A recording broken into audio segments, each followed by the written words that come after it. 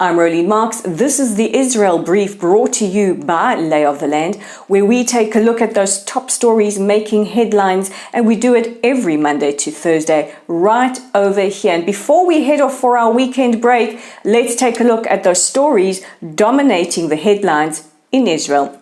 And we begin with news that Israel's Ministry of Defense announced yesterday that they had sent a shipment of 2,000 helmets and 500 flak jackets to assist Ukrainian rescue personnel. The shipment was received on the ground by Ukrainian officials. Now, this has many asking the question, are we starting to see a shift in Israel's careful policy of neutrality with regards to Russia's invasion of Ukraine? Now, this is despite the fact that Israel has repeatedly condemned the invasion and has said that we support Ukrainian sovereignty rights.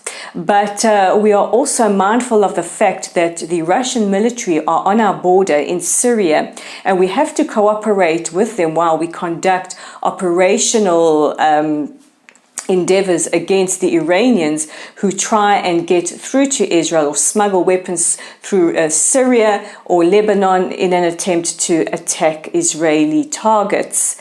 Now, for the first time this week, a Russian military anti-aircraft battery was fired at Israeli planes conducting operations and missions inside of Syria. Yesterday, Israel's Health Minister Nitzan Horowitz also made the announcement while speaking to his Ukrainian counterpart that Israel will be increasing the amount of medical assistance that we are giving the Ukraine. We also announced that we will be airlifting injured Ukrainian soldiers to receive treatment in Israel on Israel's dime. The health minister also condemned the Russian invasion and said that we don't just back up our condemnation, which is unequivocal, but we do it with deeds as well.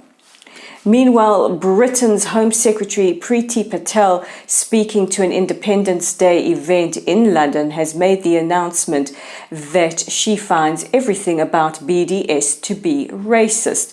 Now, Britain is not the first country to call BDS racist. We have heard this from Austria and Germany as well, who have said that the BDS movement is anti-Semitic.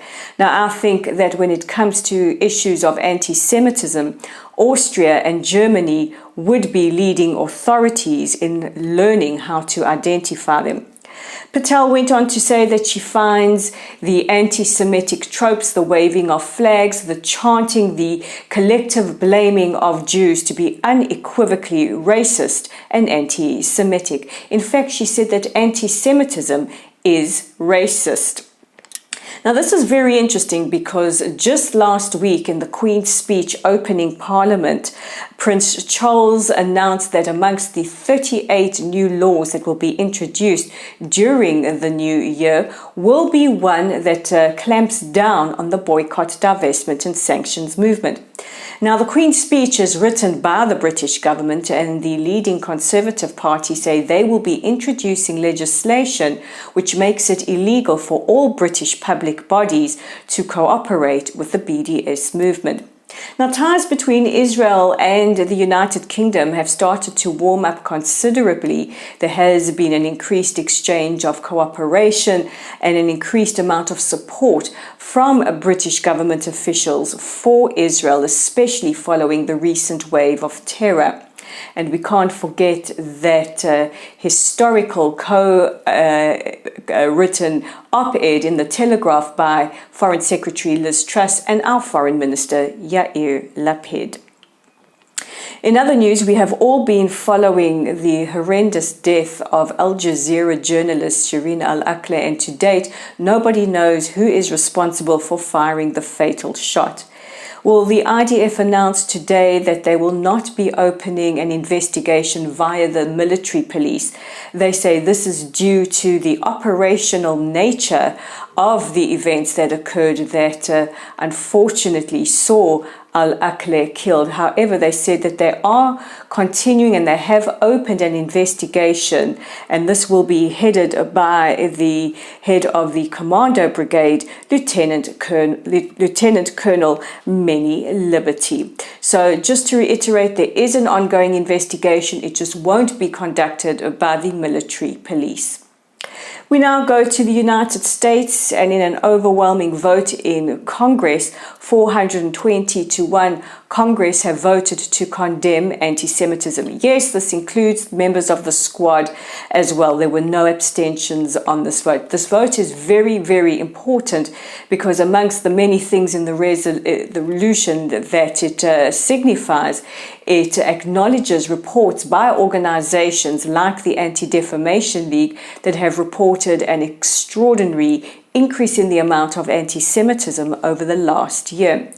Inside the resolution, there is also condemnation of Holocaust denial and revisionism, and there is acknowledgement of the extreme prejudicial nature of anti-Semitism, as well as the contribution of Jews in the United States. There are also other parts of the resolution, and I wonder, having voted in favor of this, will the squad now be held accountable for some of the rhetoric that they embark on?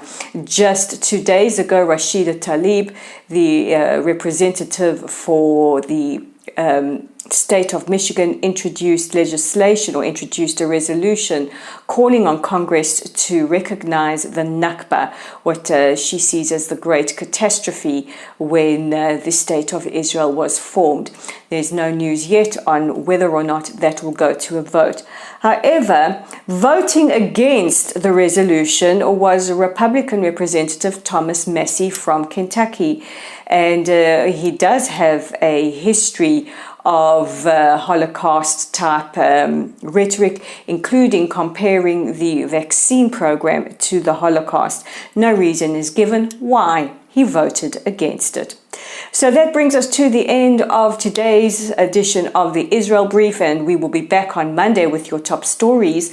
But until then, you can check out our website on www.layoftheland.online, our Facebook community at Lottel site. We're growing, so if you're not a part of it, what are you waiting for?